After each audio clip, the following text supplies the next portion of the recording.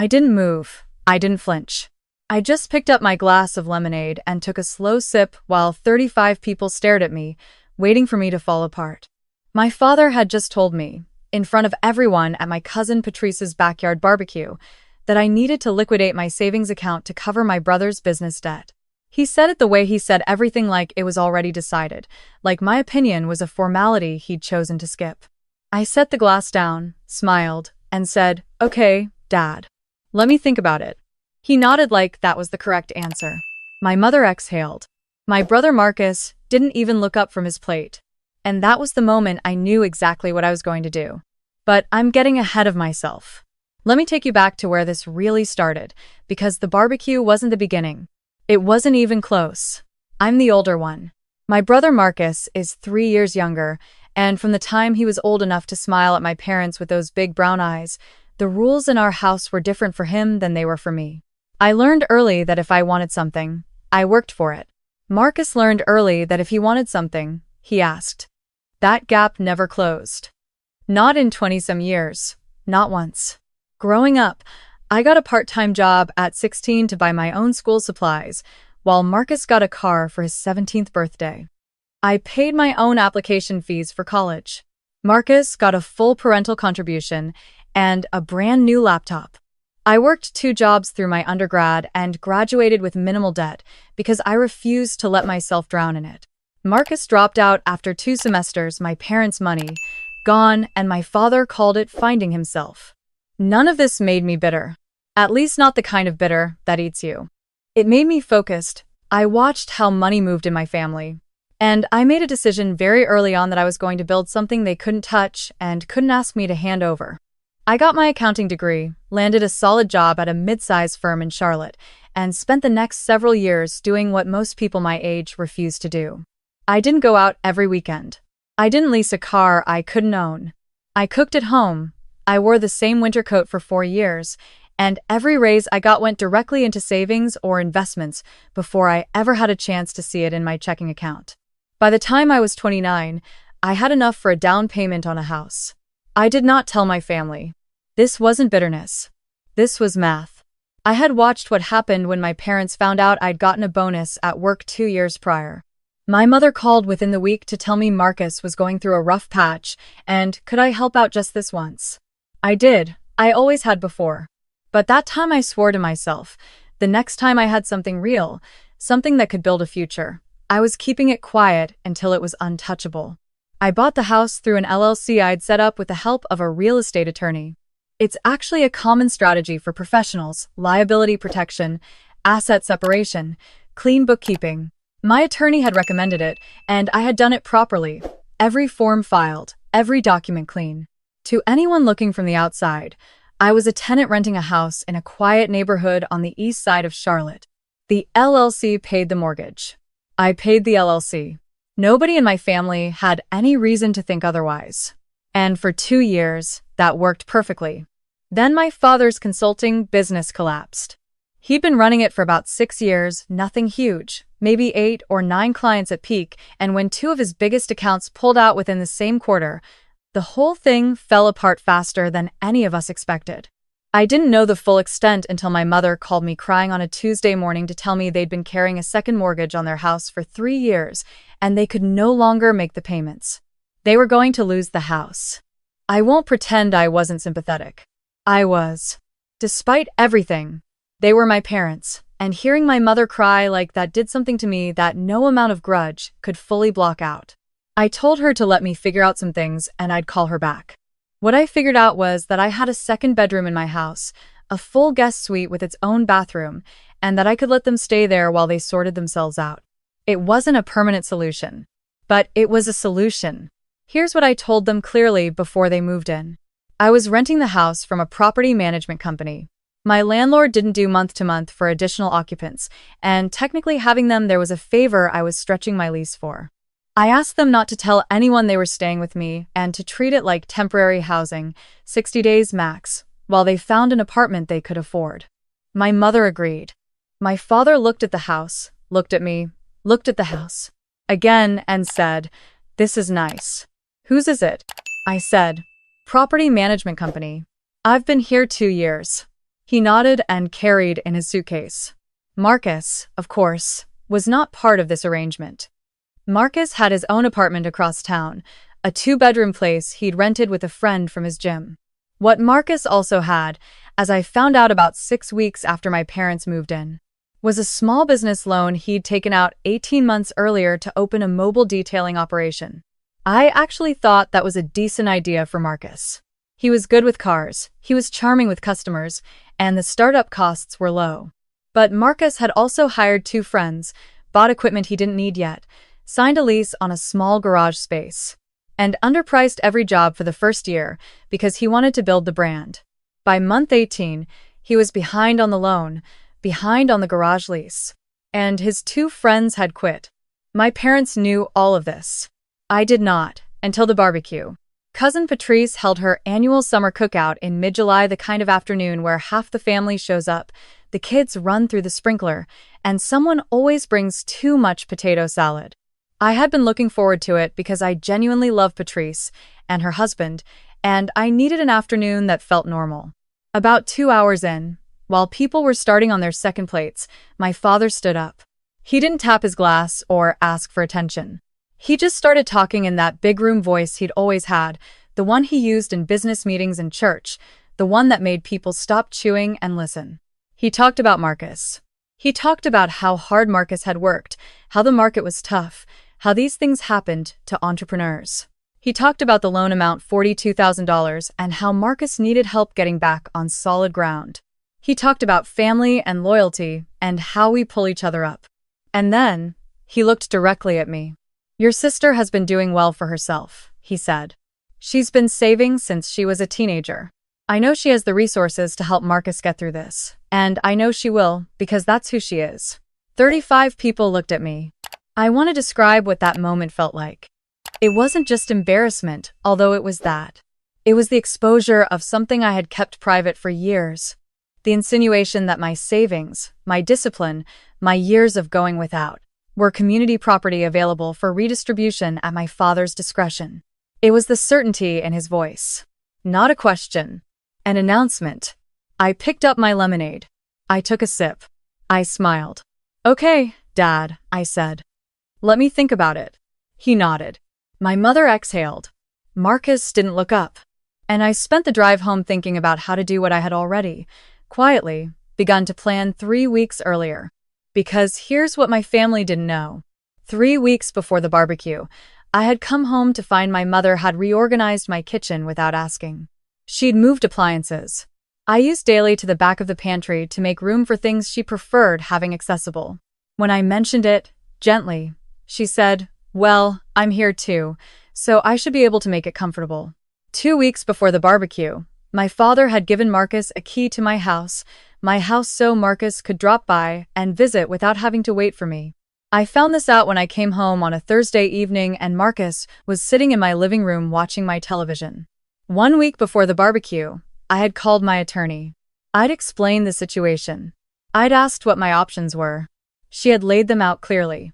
My parents were occupants, not tenants. They had no lease, paid no rent, and had no legal standing to remain. With proper written notice, I could ask them to vacate. In North Carolina, for occupants with no lease agreement, the notice period is 10 days for immediate family in certain circumstances, but my attorney recommended a 30-day notice as a goodwill gesture that would also be cleaner if anything became contested. I had the documents drafted before the barbecue. I just hadn't signed them yet. The barbecue made it simple. I spent the week following that cookout in a very calm, very methodical state of mind. I went to work, I made my meals, I sat across from my parents at dinner and answered their questions about my day.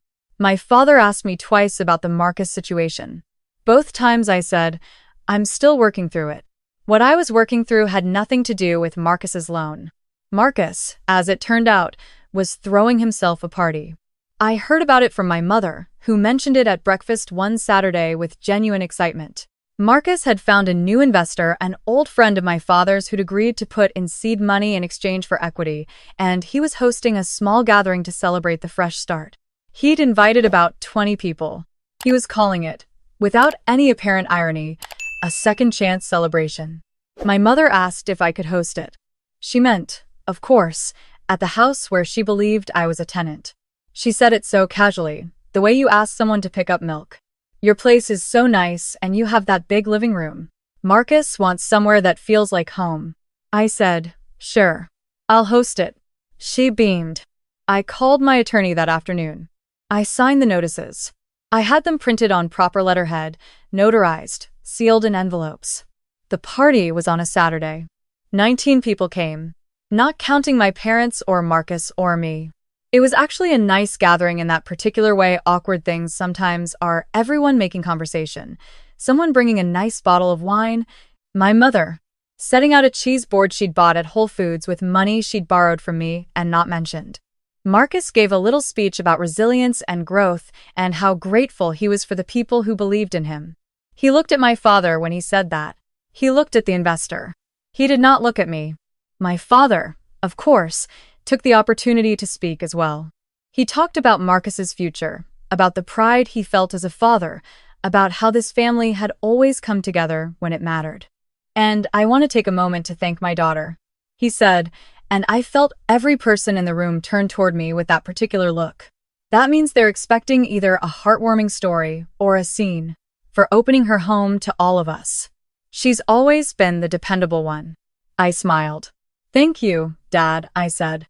Actually, I have something I'd like to share too. I walked to the kitchen counter, where I'd placed 3 envelopes before the party started. One had my father's name on it. One had my mother's. One had Marcus's. I want to be clear about the order in which things happened, because I've been asked about this more than once since. I didn't yell. I didn't cry.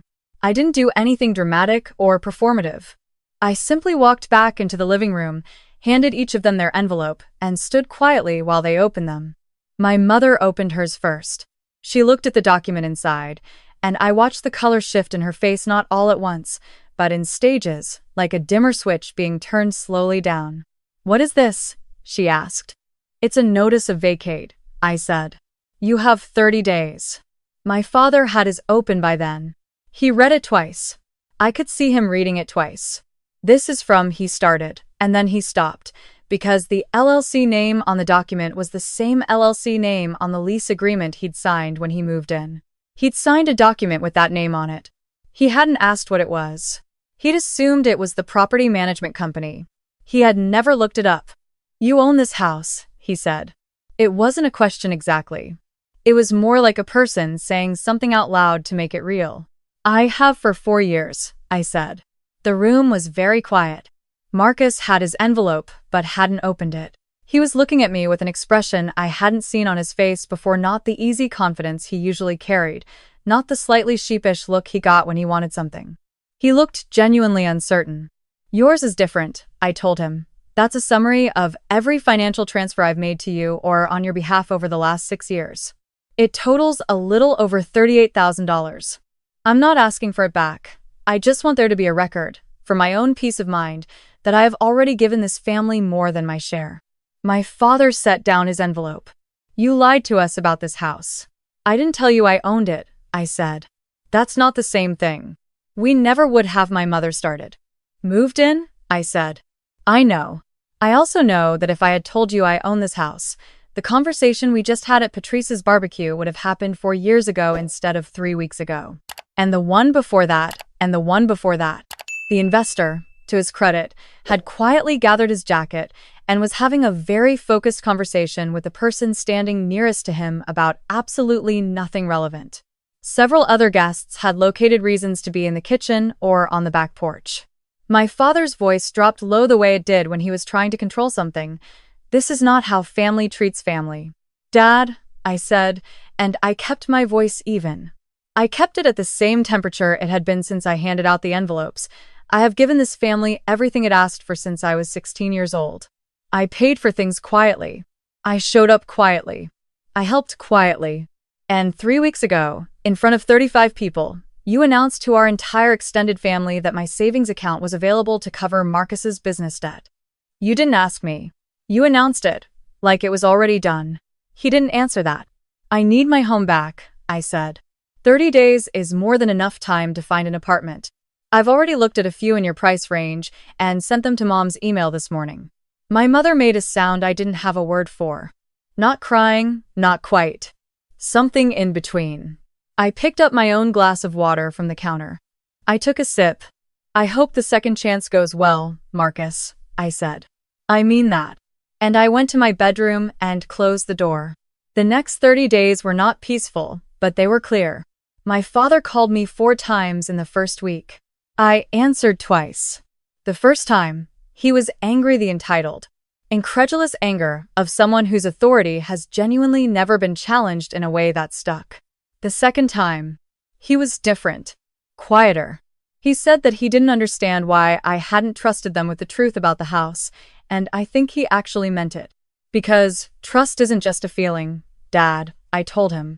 It's a pattern. And the pattern between us, for as long as I can remember, has been that what I build is available to be taken apart for someone else. He didn't argue with that. He didn't agree with it either. We sat on the phone in silence for a few seconds, and then he said he'd have their things out by the 28th. They were out on the 27th. My mother texted me on the morning they left. It said, "The plant on the porch is yours. I watered it while we were here. I hope you know I love you." I stood in my kitchen and read that text 3 times.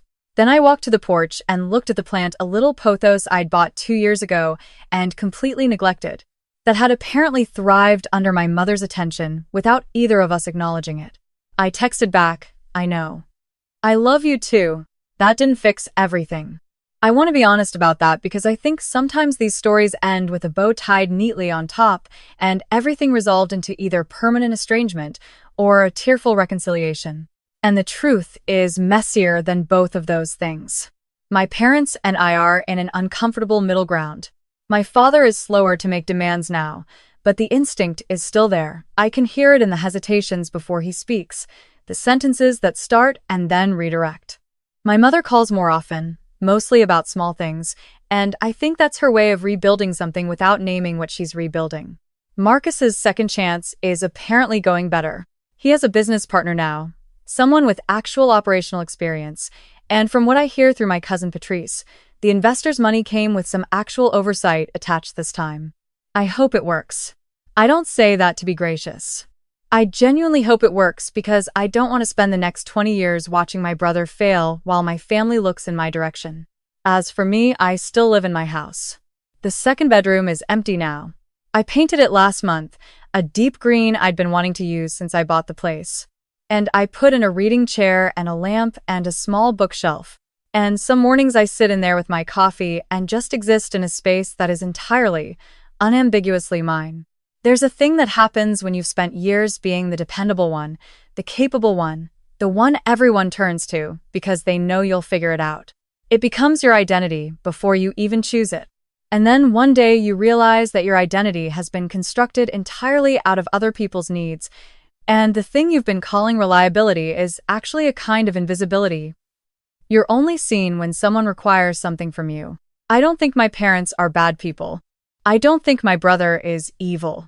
I think they were handed a story about who I was very early on, and they never thought to question it, because the story was convenient, and I kept showing up in a way that confirmed it. The barbecue was the last time I confirmed it. My attorney sent me a small congratulatory note after everything settled. She said, and I'm paraphrasing, that most people in my position wait too long, they keep absorbing until there's nothing left to protect, and then they have to rebuild from zero. She said I'd done something smart by protecting the asset before the conversation about the asset ever began. I thought about that for a long time. What I actually did wasn't complicated. I didn't engineer some elaborate scheme. I just made a decision, when I was 29 years old, that I was going to build something real and I was going to build it in my own name, even if my own name, for legal purposes, was an LLC with a bland combination of letters and a registered agent address in Mecklenburg County. The real move wasn't the eviction notice. The real move was the day I sat across from a real estate attorney and said, I want to buy a house and I want to do it in a way that's protected. That was the day everything that came after became possible. And I'll tell you the thing I think about now, sitting in my green room with my coffee on a slow Sunday morning. Nobody gave me a second chance party. Nobody threw me a celebration the day I closed on this house, because nobody knew. I drove home alone that afternoon with a folder of documents in my passenger seat, parked in the driveway of my house, and sat there for a few minutes listening to the engine tick as it cooled. That was my party. Just me, and the keys, and something I had built out of years of quiet and patience, and decisions that nobody applauded. It was enough. It was more than enough. It was everything.